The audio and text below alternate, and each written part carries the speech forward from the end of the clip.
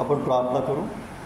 सर्वसमर्थ थोर आणि पवित्र पवित्र पवित्र सायश परमेश्वरा देव बाप्पा, तू राजांचा राजा, तू प्रभूंचा प्रभू, तू आमचा स्वामी मालक ख्रिस्त प्रभू येशू आमचा तारणारा देव आहेस. तुझवर आम्ही विश्वास ठेवतो. तू देवाचा पुत्र, तू देव, हे सर्वसमर्थ देव बाप्पा. मागील आठवडाभर तू आम्हाला सांभाळलंस, जपलंस, राखलंस, प्रवास सुखरूप केलास आणि देवप्पा पुन्हा एकदा तुझ्या पवित्र मंदिरी तू आम्हाला घेऊन आलास. पाऊस पाणी देऊन देवप्पा तू आमच्या राज्याला, आमच्या देशाला आशीर्वादित केलंस म्हणून आमचे उपकार मानतो. प्रभूजी तुला धन्यवाद. हे देवप्पा, बंधूंनी ऐक्याने एकत्र मिळणे किती मनोहर आहे. त्या अवरानाच्या डोक्यावर ओतलेल्या तेलाप्रमाणे, त्याच्या दाढीवरून वस्त्राच्या काठापर्यंत ओघळणाऱ्या तेलाप्रमाणे आहे. होय सर्वसमर्थ देवप्पा, तुझी सहभागिता असणं किती महत्त्वाची आहे. तुझी उपस्थिती असणं हे आम्हासाठी आनंददायी आहे. म्हणून हे प्रभू, तुझी कृपा आमच्यावर होईल असं तू कर. आणि देवप्पा, तुझं वचन तू आम्हाला समजावून सांग. तुझ्या वचनाद्वारे देवप्पा तू आमच्याशी बोल आणि तुझं गौरव देवप्पा तू आम्हाद्वारे करून घे. काय चुकल्यास प्रभूजी तू आम्हाला क्षमा कर. ही लहान प्रार्थना आमचा धन्य तारणारा प्रभू येशू ख्रिस्त याच्याद्वारे मागतो नाही बापा, आमेन. आज आपण मत्तेकृत शुभवर्तमान याचा 7वा अध्याय वाचलेला आहे आणि त्यामधून 1 ते 10 ही वचनं आपण वाचलेली आहे. आणि त्यामध्ये आपली जी ओवी असते, मत्तेकृत शुभवर्तमान 7वा अध्याय आणि 7वं वचन आहे ना, त्यावर आज आपण विचार करणार आहोत, मनन करणार आहोत. मागा म्हणजे तुम्हाला दिले जाईल, शोधा म्हणजे तुम्हाला सापडेल, ठोका म्हणजे तुमच्यासाठी उघडलेले आहे. देवाची स्तुती असते. मागा म्हणजे मिळेल. ही जी ओवी आहे, ही जे वचन आहे, ते आपलं सर्वांचं पाठ आहे आणि त्याच्यावर आज आपण विचार करणार आहोत. तर पहिली गोष्ट आपण विचार करूया की कसं मागायचं आहे. त्यासाठी एक वचन आहे, प्रभू ख्रिस्ताने आपल्याला शिकवलेलं आहे. योहानकृत शुभवर्तमान याचा 14वा अध्याय काढा. योहानकृत शुभवर्तमान याचा 14वा अध्याय आणि 13 आणि 14 ही वचन.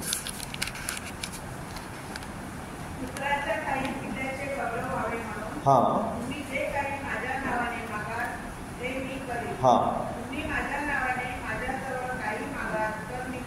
आमेन, प्रेज द लॉर्ड. म्हणजे या प्रभू येशू ख्रिस्ताच्या नावामध्ये आपण मागायचं आहे. तुम्ही माझ्या नावाने माझ्याजवळ जे काही मागाल ते मी करेन. कशासाठी मागायचं आहे? पुत्राच्या ठायी पित्याचा गौरव व्हावा म्हणून. तुम्ही जे काही माझ्या नावाने मागाल ते मी करेन. म्हणजे आपण जे मागायचं आहे ते येशूच्या नावामध्ये, प्रभू येशू ख्रिस्ताच्या नावामध्ये मागायचं आहे, पित्याकडे मागायचं आहे. आणि जर आपण असं केलं, पित्याचं गौरव केलं, तर परमेश्वर आपल्याला त्या त्या गोष्टी देतो. देवाची स्तुती असो. आमेन, देवाची स्तुती असो. आता कसं मागायचं ते आपल्याला प्रभू येशू ख्रिस्ताने शिकवलं आहे की नाही. येशूच्या नावात, प्रभू येशूच्या नावात मागायचं आहे. काय मागायचं आहे ते याच मत्तेकृत शुभवर्तमान 7:7च्या आधी 6:33 मध्ये शिकवलेलं आहे. 6:33 काय मागायचं आहे?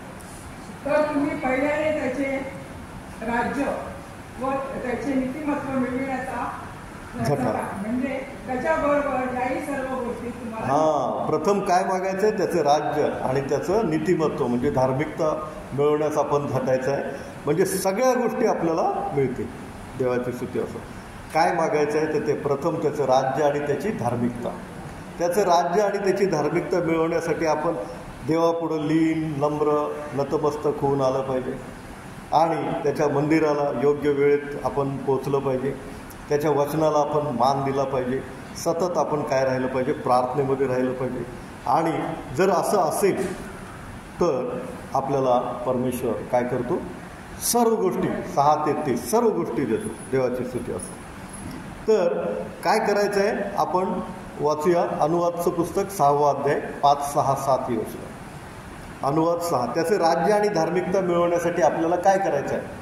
अनुवादचं पुस्तक 6वा अध्याय 5, 6, 7 ही वचनं. हां हां हां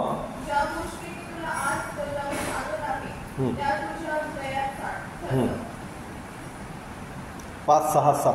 हे इस्रायला श्रवण कर, तो आपला देव परमेश्वर यावर पूर्ण मनाने, पूर्ण जीवाने, पूर्ण शक्तीने प्रीती कर. हां, पुढे.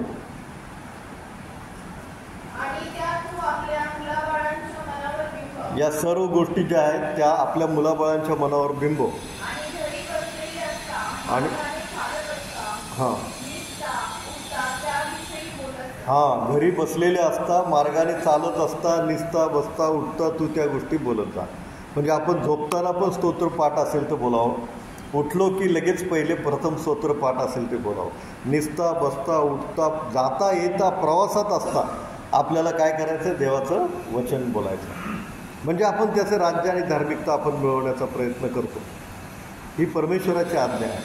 अनुवाद 6, 5, 6, 7मध्ये की जे देवाचं वचन आहे ते आपण निसता उठता बसता चालता प्रवासात असताना ते काय करायचं, आपल्याला बोलायचं आहे. देवाची स्तुती असो. आणि तेसलनिकाकरास पत्र 5वा अध्याय 17वा वचन होते. तेसलनिकाकरास पत्र 5वा अध्याय 17वा वचन. हां, बस निरंतर प्रार्थना करा. मग देवाचं वचन आपण निसता उठता बसता जाता येता बोलायचं आहे, नाही का. आता आजपासून आपण ठरवूया की झोपताना एक स्तोत्र बोलूनच झोपायचं, उठलो की पहिले एक स्तोत्र बोलायचं, नाही का. प्रवासात आहे आपल्याला स्तोत्र जे पाठ आहे 23वा स्तोत्र आपलं सगळ्यांचं पाठ असते ते बोलत राहायचं. आणि तेसलनिकाकरास पत्र 5वा अध्याय 17वा वचन काय सांगतं आपल्याला, निरंतर प्रार्थना करा. म्हणजे घराच्या बाहेर जरी जायचं म्हणलं, काही साधी गोष्ट आणायला जायचं म्हणलं तरी प्रार्थना करून जावा. 1 मिनिटाची प्रार्थना लागते. हे देवा माझा प्रवास सुखरूप कर, तू मजबूर राहा, प्रभू येशूच्या नावाने आमेन. आणि घरी आलो की पुन्हा खुर्चीवर बसण्याच्या आधी पुन्हा प्रार्थना करायची, देव बाप्पा माझा प्रवास सुखरूप केला, उपकार म्हणतो, प्रभू येशूच्या नावाने आमेन. आमची मुलगी ऑस्ट्रेलियामध्ये आहे, ती कारने जाते येते. आणि मी तिला सांगायचो पण ती काय ऐकायची. म्हणजे आहे धार्मिक चांगली, परंतु बाहेर जाताना प्रार्थना करायची नाही. एकदा तिचा ॲक्सिडेंट झाला, पाय फ्रॅक्चर झाला. मग मी तिला आठवण करून, बघ मी तुला सांगितलं होतं बाहेर पडताना प्रार्थना करूनच बाहेर पडायचं. आता कधीही बाहेर पडताना ती स्तोत्र 121 बोलते, प्रार्थना करते आणि मगच बाहेर जाते. आणि नंतर मात्र तिला असं काही झालं नाही. देवाची स्तुती असते. माझा सख्खा भाऊ बारामतीला, त्याला पण मी सांगायचो बाहेर पडताना पहिले प्रार्थना, 1 मिनिटाची प्रार्थना. चप्पल घालता घालता पण आपण प्रार्थना करू शकतो, दरवाजा लावता लावता पण आपण 1 मिनिटाची प्रार्थना करू शकतो. आहे धार्मिक, पण ती काय सवय लावून घेतली नाही. आणि ॲक्सिडेंट झाला त्याचा पण पाय मोडला. आणि नंतर आता तो अशी प्रार्थना करतो की या ठिकाणी पेट्रोल भरायला गेला की तिथे प्रार्थना, परत तिथून भाजी घ्यायला गेला की तिथे प्रार्थना, परत भाजी घेऊन तिसरीकडे गेला की तिथे प्रार्थना, आणि पुन्हा घरी आला की पुन्हा प्रार्थना. अशा तो प्रार्थना आता करायची त्याला सवयच लागली आहे. देवाची स्तुती असो. तर तुम्हाला पण हा एक चांगला उपदेश आहे. तेसलनिकाकरास पत्र 5वा अध्याय 17वा वचन, संत पौलांनी तो उपदेश केला आहे, निरंतर प्रार्थना करा. कुठल्याही गोष्टीसाठी आपण काय केली पाहिजे, परमेश्वराची प्रार्थना केली पाहिजे. एखादी वस्तू जरी नवीन आणली, चप्पल जरी आणली तरी प्रार्थना करा, बूट जरी आणली तरी प्रार्थना करा. हे देवा यासाठी लागणारे पैसे तू पुरवलेस, उपकार मानतो, आशीर्वादित कर, शुद्ध कर, प्रभूशीच्या नावाने आमेन. ही प्रार्थना करा. माल भरला महिन्याचा, त्याच्यावर प्रार्थना करा तो पुरवठीला यावा म्हणून. आणि त्याच्यासाठी पैसे देवाने पुरवले म्हणून. घर नवीन घेतलं त्याच्यासाठी प्रार्थना करा, देवा तू घर दिलंस, तुझी उपस्थिती या घरामध्ये सदैव असते. आणि नुसतं वास्तुक शांतीची प्रार्थना असं नाही, रोज ती करत राहा, नाही का. कुठली नवीन गोष्ट दिली, नवीन वस्तू दिली, देवाचे उपकार मानायला पाहिजे, देवाचे उपकार मानायला पाहिजे. स्तुतीचा यज्ञ परमेश्वराला आवडतो, नाही का. आता आपला देव परमेश्वर जो आहे तो राजांचा राजा आहे ना. लिहिले का बायबलमध्ये कुठे? हां, वाचा प्रगटीकरण 19:16. प्रगटीकरण 19वा अध्याय 16. हां हां, त्याच्या वस्त्रावर व त्याच्या मांडीवर राजांचा राजा आणि प्रभूंचा प्रभू हे नाव लिहिलेलं आहे. देवाची स्तुती असो. म्हणजे आमचा प्रभू श्री ख्रिस्त कोण आहे? राजांचा राजा आणि प्रभूंचा प्रभू आहे. आणि तो राजांचा राजा असल्यामुळे तो त्याच्या विपुलतेतून देतो ना आपल्याला. हां, मग तो स्वतः काय म्हणतो, काय मागायला सांगितलं आहे आपण पाहूया स्तोत्रामध्ये. स्तोत्र 2 बघूया.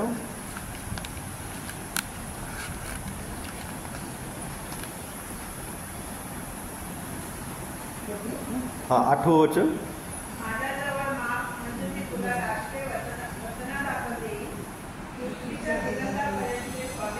हां आमेन. माझ्याजवळ माग म्हणजे मी तुला राष्ट्रीय वतना दाखल देईन. अरे बापरे, तो राजांचा राजा आहे ना, प्रभूंचा प्रभू आहे ना. मग तो काय म्हणतो, राष्ट्रीय मी तुला देईन. राष्ट्रीय म्हणजे देश दिले का हो परमेश्वराने कुणाला? राष्ट्रीयच्या राष्ट्रीय दिले का कुणाला? है ना, दिले ना. हां, दाविदाला कोण होता? तो मेंढपाळ, साधे मेंढर राखायचा. परंतु त्याने पहिले राज्य आणि त्याची धार्मिकता मिळवायचा प्रयत्न केला. कारण मेंढर राखायला गेला की तो काय करायचा, मेंढर राखता राखता स्तोत्र लिहायचा, स्तोत्राला चाल लावायचा. त्याच्याकडे एक वीणा होती ती वाजवायचा आणि काय करायचा, देवाची गाणी तिथं म्हणत बसायचं. ऐकायला जरी कोण नाही, मेंढर आहेत तरी ऐकायला कोण होता? परमेश्वर होता. आणि परमेश्वराने अद्भुत चमत्कार केला. त्याचा सेवक शमवेल त्याला बेथलेमला पाठवलं. का बरं बेथलेमला पाठवलं? दाविदाचं गाव बेथलेम आहे ना. बेथलेमला पाठवलं. इशाय दाविदाचा बाप, त्याच्या घरी जा आणि त्याच्या मुलाला अभिषेक कर. काय म्हणून? तर राजा म्हणून. तो मुलगा काय करत होता? आहे मेंढपाळ, मेंढर राखतो. कुठं आहे? रानात आहे. त्याला बोलवलं आणि त्याला शमूएलाने राजा म्हणून काय केलं? अभिषेक केला. आणि परमेश्वर म्हणतो, तू माग माझ्याकडे, मी राष्ट्रीय तुला वतना दाखल देतो. आता दावीद राजा झाल्यानंतर त्यांनी काय काय केले बघा. दुसरे शमूएल 1 अध्याय 1 वचन वाचा. आणि ते दुसरे शमूएलचं पुस्तक तसंच उघडं असू द्या. दुसरे शमूएल 1:1.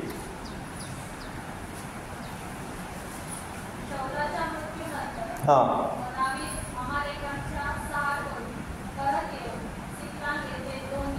हां, दावीद राजा झाल्यावर त्याने पहिले काय केलं? अमालेक्यांचा संहार केला, म्हणजे अमालेकी राष्ट्र जिंकलं. पुढे दुसरे शमूएल 8 अध्याय 11-12 वचन.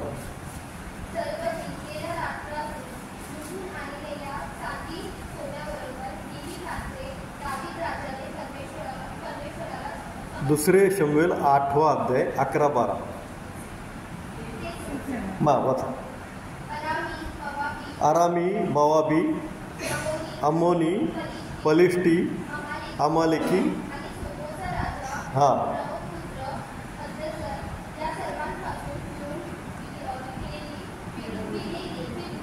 बघा तो राजा झाला.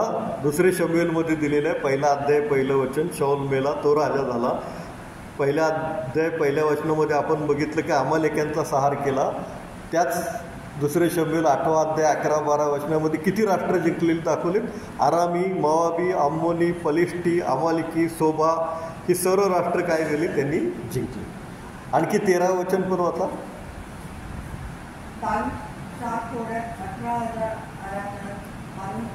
हां, 18,000 आराम्यांना त्यांनी मारलं, ठार मारलं. कितीतरी राष्ट्र त्यांनी काय केली? जिंकली. पुष्कळ राष्ट्र जिंकली, नाही का. आता 12वा अध्याय बघा. 29, 30, 31.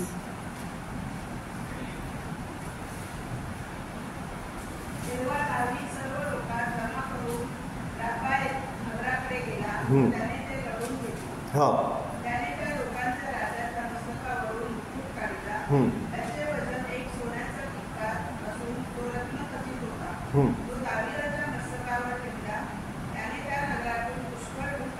हां,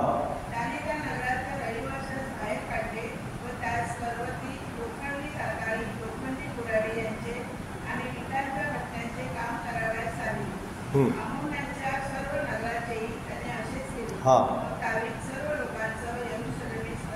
बघा, अम्मोनी लोक आणि इतर लोक या सर्वांची राष्ट्र त्यांनी जिंकली. आणि त्यांचा राजाचा सोन्याचा मुकुट जो होता तो पण त्या दाविदाने घेतला आणि त्याच्या डोक्यावर ठेवला. देवाची स्तुती असो. म्हणजे राष्ट्रीय मी तुला वतना दाखल देईन. अम्मोनी, पलिष्टी, अमालेकी, आरामी, मोवाबी सर्व राष्ट्र दाविदाने जिंकली. म्हणजे राष्ट्रीय मी तुला वतना दाखल देईन. हे परमेश्वराने बोललेलं वचन स्तोत्रसहितामधलं काय केलं? परमेश्वराने सत्य आणि पूर्ण केलं. देवाची स्तुती असो. का बरं? कारण दाविदाने काय केलेलं आहे? प्रथम त्याचं राज्य आणि त्याची धार्मिकता मिळवण्याचा प्रयत्न केलेला आहे. प्रथम देवाला स्थान, प्रथम देवाला मान. पाहुणे आले, आज राहू दे चर्चला, असं काय कारण सांगायचं नाही. पाहुण्यांना पण घेऊन या चर्चला. स्वयंपाक करायचा आहे, राहू दे. चर्चला जायचं. स्वयंपाकाची सोय देवबाप परमेश्वर करेल इकडे चर्चमध्ये, हो की नाही. देवाला सर्व शक्य आहे. देवाची स्तुती असो. दावीद पहिले देवाला मान द्यायचा, पहिले देवाला स्थान द्यायचं, आणि म्हणून परमेश्वराने राष्ट्रीय दाविदाला काय केली, वतना दाखल दिली. आणखी काय केलं दाविदाने माहिती आहे, जेव्हा कोश दावीदपुरामध्ये त्याच्या घरी आणत होते तेव्हा आवेशाने काय केलं, आवेशाने तो देवाच्या कोशापुढे नाचला, नृत्य केलं. आणि तो इतका बेभान होऊन नाचला की तो विसरून गेला की तो इस्रायलाचा राजा आहे, तो इस्रायलाचा राजा आहे. म्हणजे इतकं देवापुढे लीन आणि नम्र झाला. आणि तो त्याची बायको मिखलीला म्हणतो की मी देवापुढे तुच्छ होय, मी देवापुढे तुच्छ होय. एक राजा असून तो त्याला गर्व आला नाही का. त्याच्या श्रीमंतीने गर्वाने तो भरून गेला नाही, तर देवापुढे तो कसा राहिला, लीन नम्र असा राहिला. एक वचन वाचा, 2 शमूएल 6:14. 2 शमूएल 6:14. दावीद सणाचे एपोद कपडे पेटवून परमेश्वरासमोर आवेशाने नृत्य करीत चालला. हां, देवाची स्तुती असो. दावीद काय केलं, सणाचं एफोद जे आहे ते त्याने गुंडाळलं कमरेला आणि तो आवेशाने नृत्य करत परमेश्वरापुढे चालला. देवाची स्तुती असो, नाही का. आणि परमेश्वराने दावीदाला काय केलेलं आहे, थोर केलेलं आहे. काय केलेलं आहे, थोर. का तो परमेश्वरापुढे असा लीन नम्र असायचा आणि परमेश्वराला प्रथम स्थान द्यायचा, परमेश्वराला प्रथम स्थान द्यायचं. पहिले इतिहासाचं पुस्तक काढूया, 17वा अध्याय.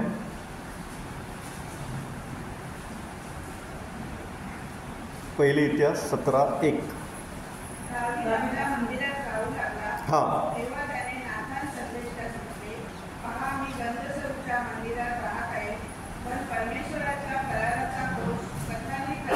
हां, पहा आता कनातीखाली.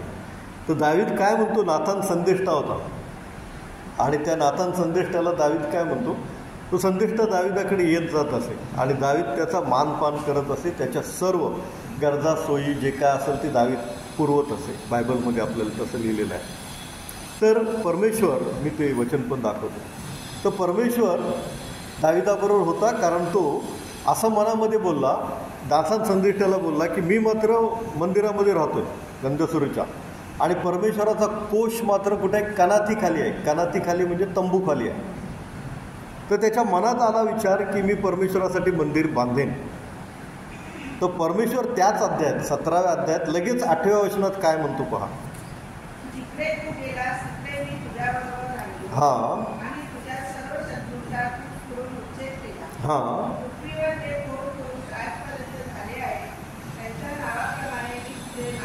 आमेन. पृथ्वीवर जे थोर पुरुष झाले आहेत त्याप्रमाणे मी तुझं नाव थोर करीन, परमेश्वर म्हणतो दावीदाला. का तर तू मनामध्ये फक्त विचार आणलास की परमेश्वराचं मंदिर मी बांधेन, हा विचार फक्त मनामध्ये आणलास आणि म्हणून परमेश्वर लगेच 8व्या वचनामध्ये नातान संदेष्टाद्वारे त्याला निरोप देतो की मी तुझं नाव पृथ्वीवर थोर करेन. म्हणजे आवेशी दावीद देवाबद्दल होता, त्याला देवाबद्दल फार फार फार प्रीती आदर होता आणि देवाला तो नतमस्तक देवापुढे असायचा. आणि तो राजा असून तो कधी देवापुढे मी राजा आहे असं त्याने कधी गर्व केला नाही, कारण त्याला राजा बनवणारा पण परमेश्वरच होता. अतिशय श्रीमंत धनाढ्य असा राजा तो दावीद झाला आणि परमेश्वराने त्याचे नाव थोर केलं. पहा, कुठेही कुठल्याही देशामध्ये जाऊन विचारा, किंग डेव्हिड सगळ्यांना माहिती आहे. जगाच्या कानाकोपऱ्यात कुठेही जाऊ, कुणालाही विचारा किंग डेव्हिड, सगळ्यांना माहिती आहे दावीद राजा डेव्हिड. अतिशय थोर असं नाव परमेश्वराने त्या दावीदाचं केलं. देवाची स्तुती असो. याचं कारण देवाच्या मंदिराबद्दल त्याला आस्था होती, देवाबद्दल त्याच्या मनामध्ये अतिशय प्रीती होती. आणि जो नातान संदेष्टा आहे, देवाचे जे संदेष्टे असतात त्यांना तो मान सन्मान करत असे. देवाचे जे याजक होते त्यांचा पण तो मान सन्मान आदर करत असे. त्यांना काय हवं नको ते दावीद राजा पाहत असे. आपण वाचूया पहिले इतिहास 16वा अध्याय. पहिले इतिहास 16वा अध्याय 39 ते 43, 39 to 43. आणखी त्याने साधक याजक साधक याजक हां व त्याचे याजक भाऊबंद हा. यांची गिबोन इथल्या उच्चस्थानी असलेल्या परमेश्वराच्या निवास मंडपासमोर योजना केली. हां त्यांनी नित्य सकाळ संध्याकाळ होमवेदीवर परमेश्वरापुरते होम अर्पावे. अर्थात परमेश्वराने इस्रायलात विहित केलेल्या नियमशास्त्राचे लिहिले आहे त्या सर्वांप्रमाणे त्यांनी करावे अशी व्यवस्था केली. परमेश्वराची दया सनातन आहे म्हणून त्याचा धन्यवाद करावा यासाठी त्याचबरोबर हेमान व यदुथून व इतर नावे घेऊन निवडलेले लोक होते. त्यांच्याबरोबर हेमान व यदुथून करणे झांजा व इतर वाद्य वाजवून देवाप्रित्यर्थ गायनवादन करीत यदुथुनाच्या सूत्रात द्वारपार केले. मग सर्व लोक आपापल्या घरी गेले आणि आपल्या घराण्यास आशीर्वाद द्यावा म्हणून दावीद आपल्या घरी गेला. आमेन. पहा किती थोर दावीद राजा आहे की साधक याजक आणि त्याच्याबरोबरची इतर याजक यांची राहण्याची जेवण खाण्याची सगळी योजना व्यवस्था दाविदाने केली. मग दाविदाला परमेश्वराने श्रीमंत का बनवलं तर त्याने देवासाठी काहीतरी करावं, देवाचे सेवक जे आहेत त्यांच्यासाठी काहीतरी करावं, देवाचे याजक जे आहेत त्यांच्यासाठी काहीतरी करावं आणि दाविदाने केलं. आणि त्यांना देवाचं गौरव करण्याची संधी दिली, मुभा दिली, परवानगी दिली आणि अहोरात्र त्यांनी देवाचं गौरव तिथे गीत गाऊन करावं. द्वारपाळ पण त्यांनी एक नेमला तिथे. एवढंच नव्हे तर शेवटी एक विनंती केली. काय तुमच्या लक्षात आलं? शेवटी एक विनंती केली, आपल्या घराण्यास आशीर्वाद द्यावा. किती मोठी विनंती आहे ती. आपल्या घराण्यास आशीर्वाद द्यावा. आणि त्या साधक याजकाने दिलेला आशीर्वाद त्याला मिळाला. कसा? दाविदाचा पुत्र शलोमोन काय झाला? राजा झाला. आणि ते दाविदाने पाहिलं, त्याला त्याने सल्ला दिला आणि मगच तो मरण पावला. देवाची स्तुती असो. तर हे जे याजक आहेत त्यांचा संदेष्टे जे आहेत त्यांचा मान सन्मान करण्यासाठी परमेश्वर या राजांना किंवा या श्रीमंत लोकांना श्रीमंत करतो. देवाची काळजी घ्यावी, देवाच्या मंदिराची काळजी घ्यावी यासाठी परमेश्वर या श्रीमंत लोकांना, राजांना वगैरे तशी अथॉरिटी देतो, श्रीमंत करतो. एक राजा असा पण होता ज्याने संदेष्टाचा मान नाही राखला आणि मग त्याचं काय झालं ते पण बायबल आपल्याला सांगतं. त्याला राजा बनवलं आणि राजाकडे भरपूर संपत्ती असते, आपल्याला माहिती आहे. अहाब राजा, त्याच्या काळात कोण संदेष्ट होता? एलिया संदेष्ट होता. आणि त्या एलिया संदेष्टाची यांनी काळजी घेतली नाही, यांनी त्याची सोय केली नाही. मग काय केलं? परमेश्वराने त्याची सोय केली.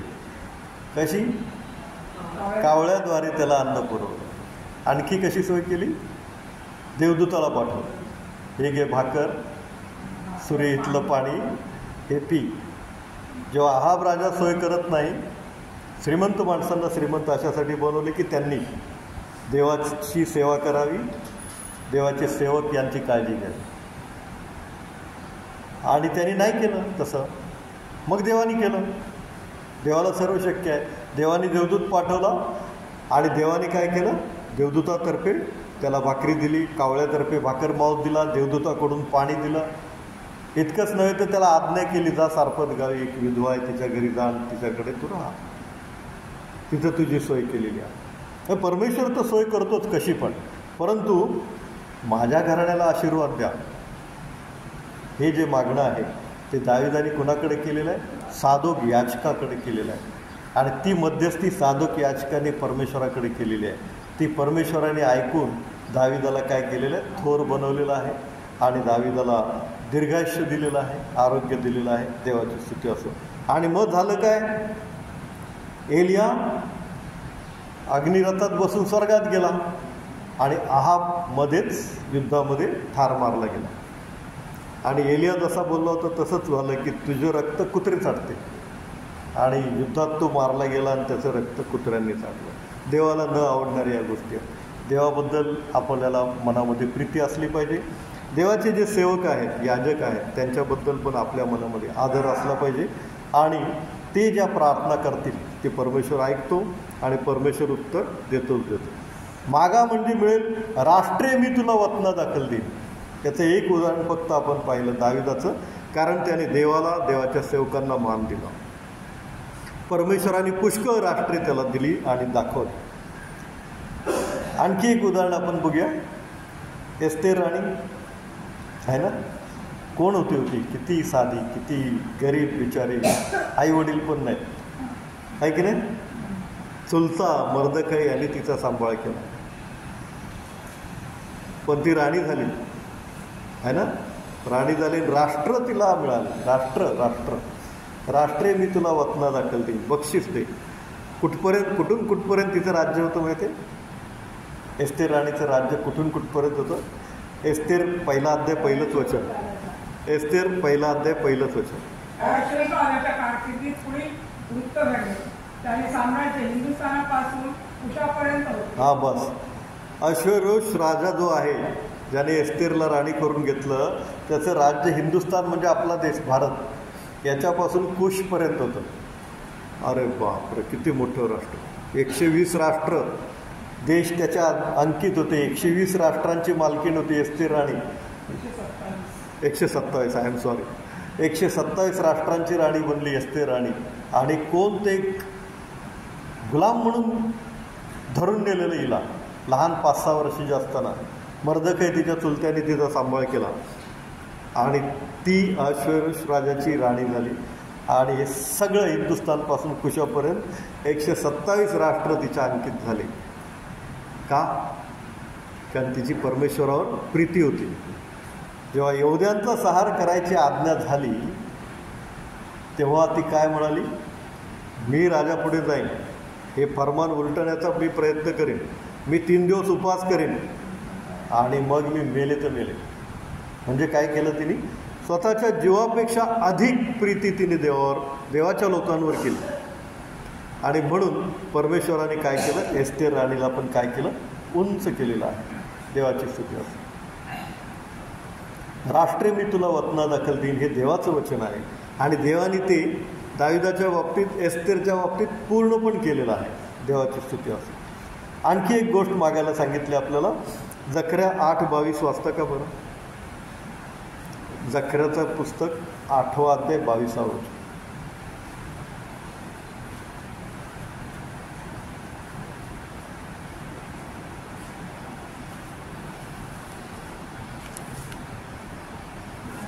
पुष्कळ लोक व असमर्थ राष्ट्रे यरूशलेम सेनाधीश परमेश्वराच्या चरणी लागण्यास व परमेश्वराजवळ अनुग्रह मागण्यास येतील.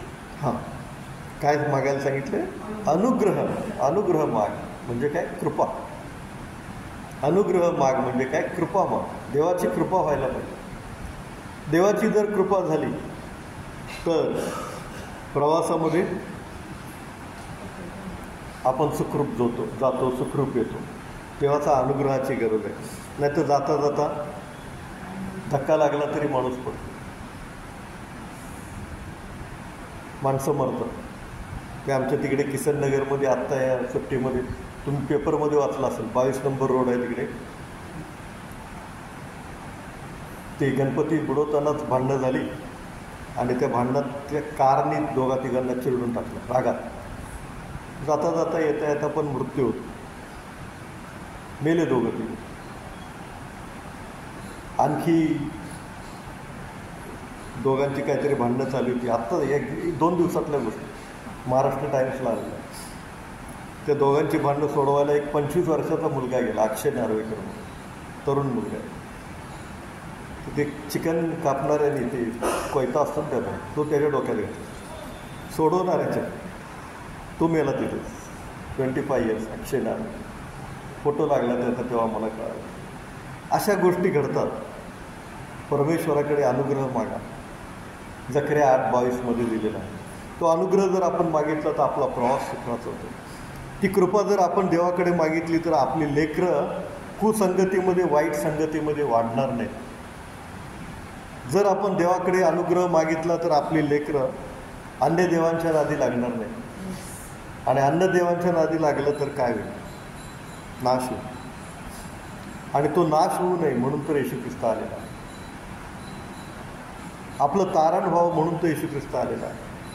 आपलं तारण व्हावं म्हणून तर त्यांनी इतके फटके खाल्ले. इतका रक्तबंबाळ तो झाला, त्याचं पवित्र रक्त त्यांनी सांडलं. आणि हे सगळं आपल्याला माहीत असून जर आपण अन्य देवांच्या नादी लागलो तर मग येशू ख्रिस्ताचं ते वधस्तंभावरचं बलिदान काय आहे? व्यर्थ आहे. म्हणून देवाकडे अनुग्रह मागा की जेणेकरून तुमची लेकरं देवाच्या संगतीमध्ये वाढतील. यहोशुआ काय म्हणतो 24 अध्याय 15 वचनामध्ये, मी आणि माझे घराणे तर परमेश्वराची सेवा करणार. मी एकटा नाही, माझे घराणे, आमची लेकरं, लेकरांची लेकरं, लेकरांची लेकरं, हे देवा तुझी सेवा करू देत, तुझ्या चरणाजवळ बसू देत, तुझंच गुणगान गाऊ देत, अन्य देवांच्या नादी लागू देऊ नये, नाही तर आत्मा नरकामध्ये, अग्नीमध्ये, आपलं शरीर जर अग्नीमध्ये भाजलं तर काय अवस्था होईल. आणि तो आत्मा जर अनंत काळ विझणारच नाही अशा अग्नीमध्ये गेला तर काय अवस्था होईल. म्हणून अनुग्रह मागा की जेणेकरून आपली लेकरं काय करतील? देवाच्या ध्यानी मनी असतील, वसतील, त्याच्या चरणाजवळ असतील आणि त्याचंच सेवास्तुती आणि गौरव करतील. अनुग्रह माग म्हणून सांगितलेलं आहे. आणखी आहे पण नंतर घेऊ आपण प्रार्थना करू. सर्वसमर्थ देव बाप्पा, आम्ही तुझं राज्य आणि तुझी धार्मिकता मिळवण्याचा प्रयत्न करावा, म्हणजे सर्व गोष्टी आम्हाला प्राप्त होतील. देवप्पा तुझं वचन आहे, मागा म्हणजे मिळेल. आम्हा सर्वांना तुझा अनुग्रह दे. हे देवप्पा, तू दाविदाला एस्तेरला राष्ट्रीय वतना दाखल दिलीस. उपकार म्हणतो, तुझ्यासारखा अन्य कोणी देव नाही. तू एकच काय तू जीवन देव आहेस, तुझं वाचून अन्य कोणी देवच नाही. हे देवप्पा, हे आम्ही मान्य करतो. हे देवप्पा, काय चुकल्यास तो आम्हाला क्षमा कर. आमचा धन्य तारणारा प्रभू श्री ख्रिस्तावर मागतो बाप्पा.